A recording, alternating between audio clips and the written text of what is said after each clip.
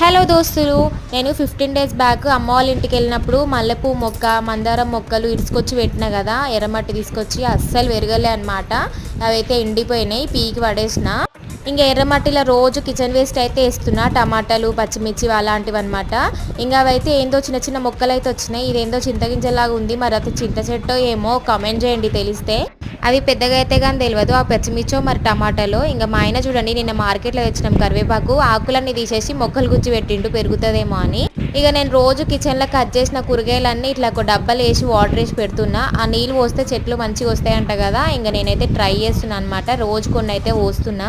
ఎర్రమట్టి తీసుకొచ్చినందుకు ఏదో ఒక మొక్కలు అయితే వస్తున్నాయి కదా, చాలా హ్యాపీ నాకు. నేనేమో పూల మొక్కలు తెచ్చి పెడదామని ఎర్రమట్టి మోసుకొని వస్తే ఇంకా నేను తెచ్చినవి కాకుండా అవేందో అవంతలు అవే ఇష్టం ఉన్నట్టు పెరుగుతున్నాయి.